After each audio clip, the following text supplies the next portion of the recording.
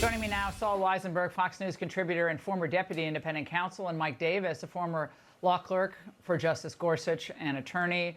Mike, let's start with you. Merchan's final remarks at today's sentencing. Let's listen. Sir, I wish you Godspeed as you assume your second term in office. Thank you. Mike, after this sham trial, we're supposed to believe he's being all respectful, or is this just a insulting dig?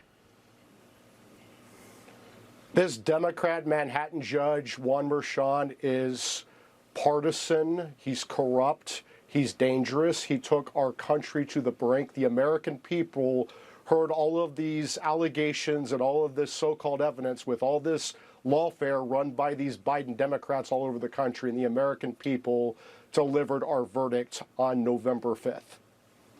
Now, Saul, you say this case should be reversed on appeal. Specifically, give us a thumbnail on that.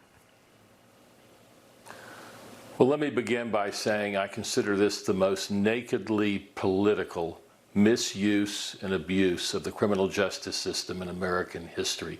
And all of our thoughts about that, all commentary, should go through that lens. This case, as we all know, never would have been brought in New York on these facts against any other person. And in light of that, these pious comments today by the prosecutor and the judge about the rule of law are a joke. In terms of possible grounds for overturning the conviction, where do you start? I think one of the areas you start is that very important in terms of constitutional law is the question of presidential immunity. As we've talked about before on the show, Bragg made the decision, he didn't have to call former advisors to President Trump and get their testimony, and he mentioned, this was mentioned in the closing argument. That's a problem under the Supreme Court's immunity decision, and the Trump lawyers tried to litigate that issue.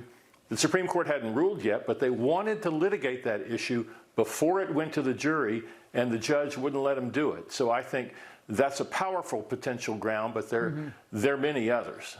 And Mike, do you agree that if there's just a sliver of impartiality left in our justice system, this will be overturned on appeal?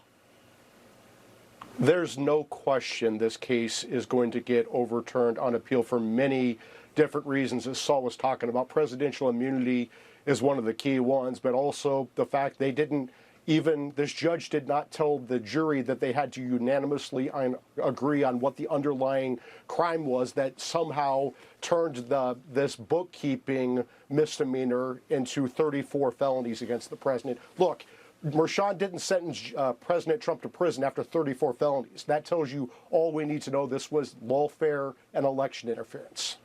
Now, Saul, on the Supreme Court decision yesterday, where you had the liberal justices and the chief and Amy Coney Barrett saying they're not going to get involved now, and then you had, the four conservatives, Kavanaugh, Alito, Thomas, and Gorsuch, say, no, this is a matter of national importance, and they thought it was important to step in even in an interlocutory basis. Were you surprised by that vote?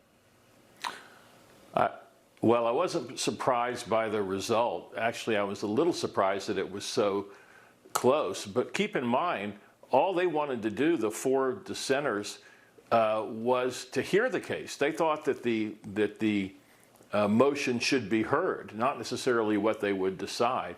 But one of the things Chief Justice Roberts, who wrote the opinion, made it clear was that one of the reasons they weren't intervening is because they took Judge Merchan at his word, always a dangerous thing, that there would be, he would be unconditionally discharged, President Trump, and would not go to jail. And they pointed out that he still has the appellate process. And Mike, so, though I know President Trump was, sorry, go ahead. Let's just get Mike on that real fast. Mike, I think it's a travesty. I think this whole thing should have been thrown out. It was a sham, and I think it should have ended with the Supreme Court. If they're worried about their credibility, they should have ended it. how do you have presidential immunity from criminal prosecution but not from criminal sentencing? The Chief Justice and Justice Amy Coney Barrett failed to do their job.